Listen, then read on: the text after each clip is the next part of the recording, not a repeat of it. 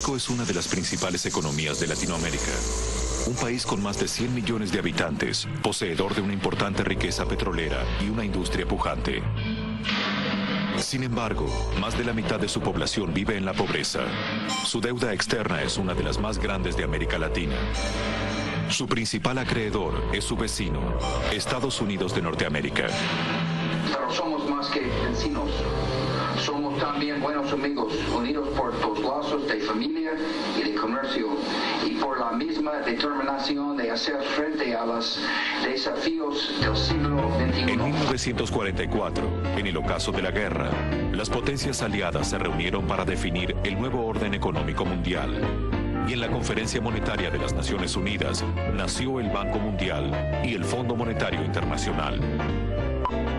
En New Hampshire se reúnen representantes de 44 países aliados y asociados para la inauguración de la Conferencia Monetaria y Financiera de las Naciones Unidas. Estas reuniones fueron concebidas para promover el comercio en el mundo de posguerra y para crear las bases de una paz duradera.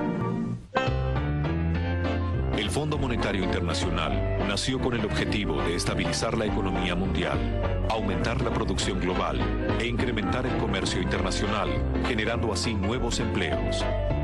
Además, la institución se comprometía a supervisar el nivel de endeudamiento de las naciones asociadas. Para su funcionamiento, el organismo recibiría aportes de los países miembros, que luego utilizaría para otorgar en forma de préstamos a los estados integrantes que lo solicitasen. El Fondo Monetario Internacional parecía una institución creada para el beneficio mundial. Sin embargo, muchos sugieren que en el mismo origen del organismo ya estaba el germen que lo convertiría en la herramienta más eficaz de dominación que haya erigido el poder financiero mundial. El proyecto del país que instrumenta el Estado mexicano desde hace 20 años es un proyecto de país diseñado por el Fondo Monetario. Y claro, con el apoyo del Departamento del Tesoro de Estados Unidos. México pidió préstamo tras préstamo para financiar su déficit.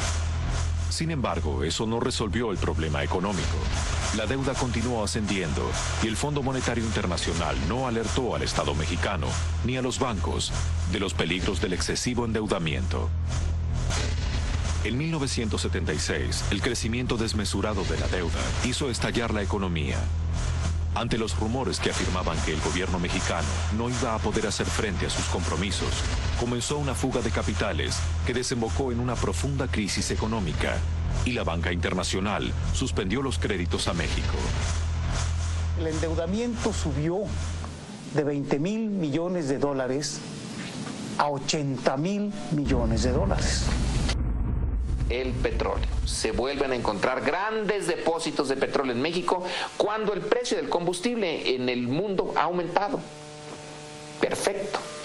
Y de la noche a la mañana México se convirtió en un país particularmente importante como productor de petróleo.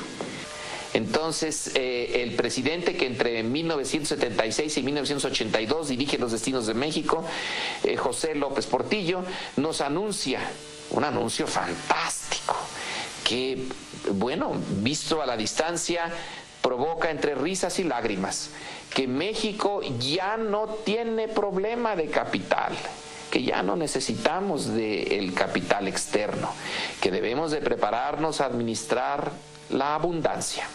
Formamos un banco en Londres, compramos un par de bancos en Estados Unidos, en fin, era un poco el auge. Con el descubrimiento de los nuevos yacimientos, México volvía a acceder al crédito internacional. Ahora con el aval del petróleo y con la intención de desarrollar una infraestructura poderosa para la explotación del crudo, comenzó a endeudarse nuevamente. El país parecía haber recibido la bendición de la Madre Tierra, alejando a la nación de sus problemas económicos.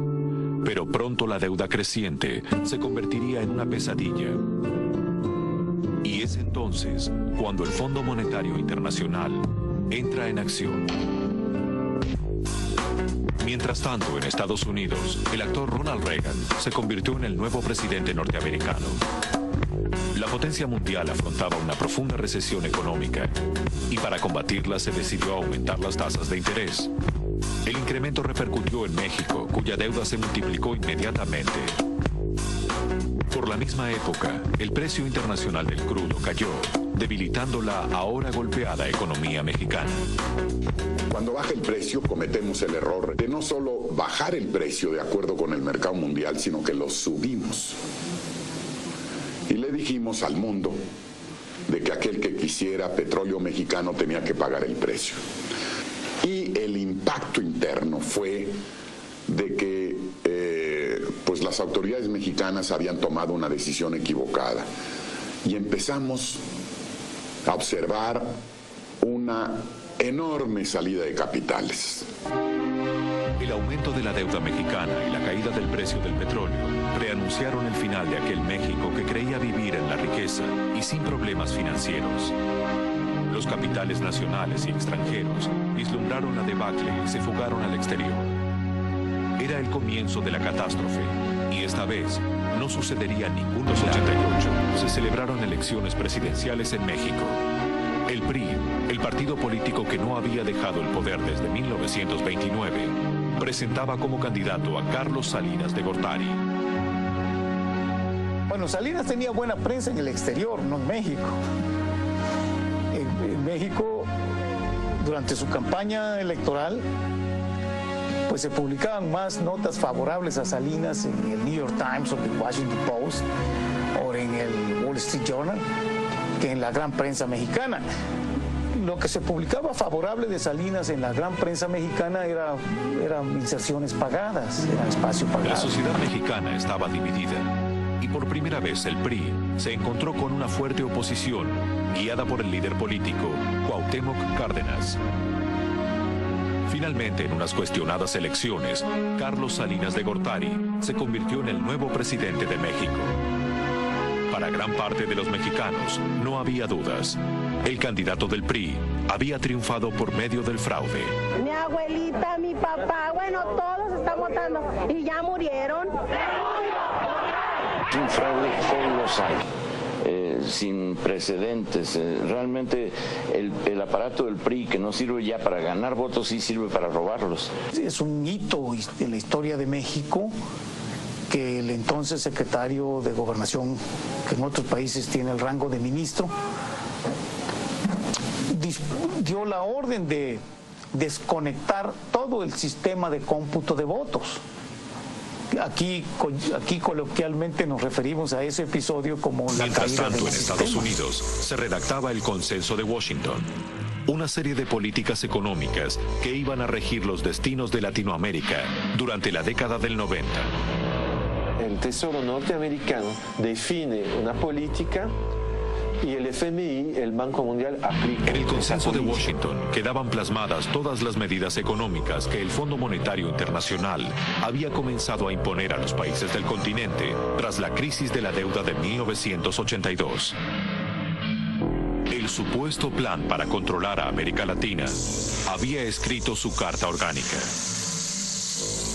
Cuando apareció la crisis de la deuda, muy rápidamente, el gobierno norteamericano descubrió que la deuda era un excelente mecanismo para obligar a los países de América Latina a que hicieran lo que ellos creían que era correcto. México fue el primer país de la región en adoptarlo.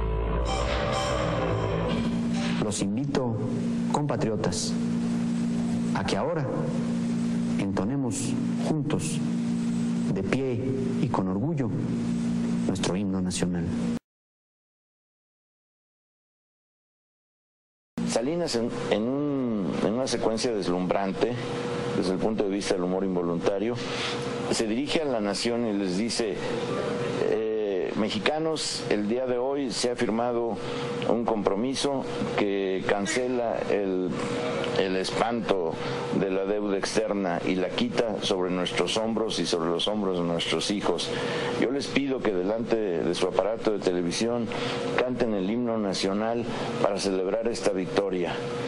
Y yo durante un tiempo, cada vez que veía un aparato de televisión, cantaba el himno nacional. Había quedado tan sujeto a ese llamado. Y lo que pasa es que la deuda ha seguido creciendo infinitamente, que no cancelaron nada como habían prometido y que esto es interminable. Fiel al consenso de Washington, Carlos Salinas de Gortari profundizó el proceso de reformas económicas que había comenzado su antecesor, Miguel de la Madrid. Durante esta etapa, el gobierno mexicano traspasó la mayoría de las empresas estatales, instrumentando una serie de privatizaciones que algunos consideran irregulares. También los precios en los cuales se vendieron algunas de las principales empresas paraestatales, particularmente Teléfonos de México y las aerolíneas y algunos de los bancos, según ha habido varios análisis, han sido muy por debajo del precio real de mercado de ellas. En 1993, continuando con los lineamientos del Consenso de Washington y luego de haber reformado la Constitución Nacional, Carlos Salinas de Gortari concretó su plan más ambicioso y firmó el Tratado de Libre Comercio con Estados Unidos y Canadá. Compatriotas, con la ratificación el día de hoy del Tratado de Libre Comercio de América del Norte por la Cámara de Representantes de los Estados Unidos, se da un paso más hacia la creación entre países soberanos del mercado de libre intercambio más grande del mundo. A partir de entonces, México terminó de abrir sus fronteras a la economía más poderosa del mundo, poniendo en serio riesgo a los productores y empresarios nacionales. Y muchos empresarios que antes eran industriales dicen, bueno, mejor me dedico a vender bienes y servicios estadounidenses aquí. Eso no crea empleos, no es productivo. El Tratado de Libre Comercio ha desmantelado nuestra planta productiva nacional y ha golpeado severamente a nuestro sector agropecuario, al grado de que tenemos hoy más de 60 millones de mexicanos en condiciones de pobreza y alrededor de 23 millones en extrema pobreza. Salinas negoció ese tratado en condiciones tan desfavorables que los acuerdos violaban los artículos, varios artículos de la Constitución, por lo menos 36 de los que yo recuerdo. Y para que no existiera esa inconstitucionalidad, por un lado, promovió reformas a la Constitución para adaptarla a los nuevos términos del Tratado de Libre Comercio. Mi impresión, sobre todo con el paso del tiempo, es que fue parte del gran operativo político, de la gran operación política de consolidación y mantenimiento en el poder de Carlos Salinas de Gortari y de su grupo. Salinas consigue que se firme el Tratado de Libre Comercio, que es su gran triunfo. Él vive una serie de triunfos sucesivos, es reconocido en Estados Unidos y en Europa, se le llama el matador de gigantes, se le cree en sus propósitos de renovación, se piensa incluso que hay en él un aliento democrático. Es uno de los engaños más fantásticos de que he tenido noticia.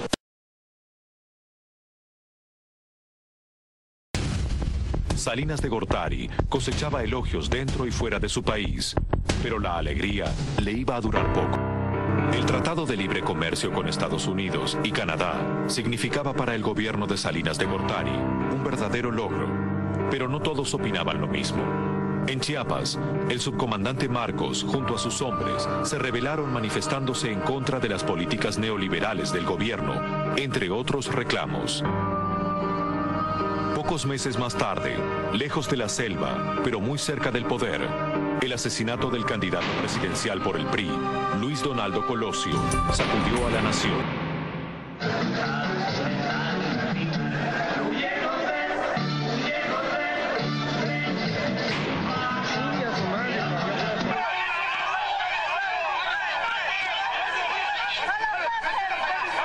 El 23 de marzo de 94 asesinan en una colonia popular en su campaña al candidato del PRI de 94, asesinan en la Ciudad de México al secretario general del PRI, José Francisco Ruiz Massieu, excuñado de Salinas, y todo eso